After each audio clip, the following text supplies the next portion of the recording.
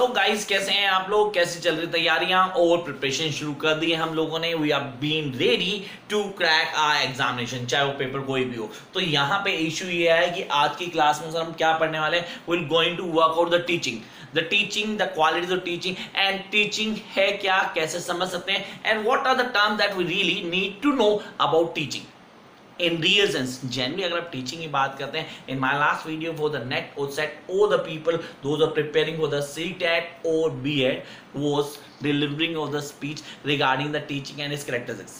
लेकिन यहाँ पे हमने जाना what are the objectives of teaching. Sir features अगर हम बोलें और ऑब्जेक्टिव्स बोलें, सर कुछ अलग तो नहीं होनी चाहिए, दैट रिमेन सेम? नहीं, they are the different parts. अगर आप बोलते हो एक ही कॉइन के दो सिक्के हैं, हेड एंड अ टेल, अब ये आप पे जाना जरूरी है कि आप कैसे समझते हैं टीचिंग क्या है, टीचिंग को कैसे जान पाएंगे। टीचिंग को अगर मैं बोलूं तो कॉन्टिन्यू और पर्पस तो होनी चाहिए, दैट्स ट्रू। अगर टीचिंग की बात करें sir, it must be continue, it must be purposeful.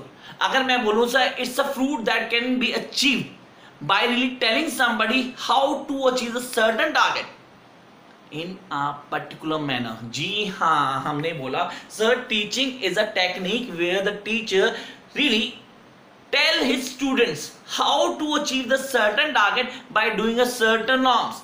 कई norms ऐसे हैं जिनको अगर आप करेंगे तो you be able to achieve the predetermined objective so as to be called the successful students. really हाँ जी, जाने जाते हैं। अब यहाँ पे objectives, इस पूरी वीडियो क्लास में हम दो objectives की बात करने वाले हैं।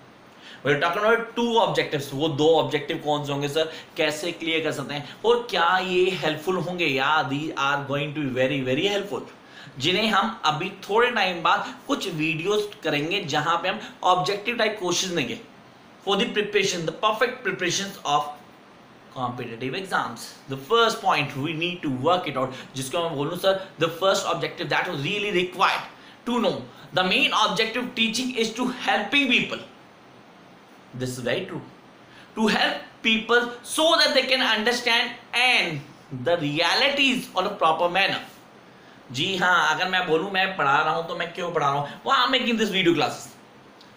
बहुत सारे ऐसे स्टूडेंट हैं जो मेरे को डेफिनेटली मैसेज करते हैं, जो कहते हैं सर ये वाला टॉपिक करना है, सर ये वाला टॉपिक में थोड़ी दिक्कत आ रही है, सर प्लीज इसको थोड़ा एक्सप्लेन करो so that we can clear it.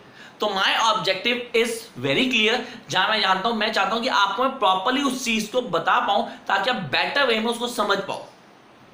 The first and the most important is the main objective teaching to help the people. The people here refers to the students. जी हाँ, यहाँ पे उनको help करनी है। टीचर की पहली जॉब स्टूडेंट्स को हेल्प करना है, तो टीचिंग का first objective to help students. तो इसे याद करने की जरूरत नहीं है। लोग कहते हैं यार याद करने पड़ेंगे what are the objectives of teaching.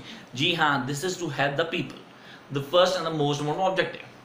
Term to second, अच्छा आपने sir come up to the second one, the second objective sir is enabling the people, I repeat my words, enabling the people to establish the contact with the truth and take the decisions. उनको इस लायक बनाना कि वो सच को जान पाए और अपने decision ले पाए, खुद ले पाए। That all is very important. जी हाँ, हम समझने की कोशिश कर रहे हैं। तो यहाँ ऑब्जेक्टिव ऑफ टीचिंग बोलेगी तो पहला ऑब्जेक्टिव था सर स्टूडेंट्स को पढ़ाना, उनको समझाना कि चीज को कैसे करना है, और सेकंड उनको इस लायक बनाना ताकि वो बेटर वे में डिसीजन ले पाए। They can take decision their own, वो अपने डिसीजन खुद ले पाए और सही वे में, really in a right direction they can take the decisions. इस वीडियो क्लास में सिर्फ इतना था आपके लिए आज।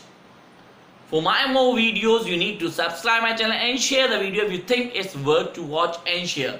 Bye guys, catch you very soon with a new video.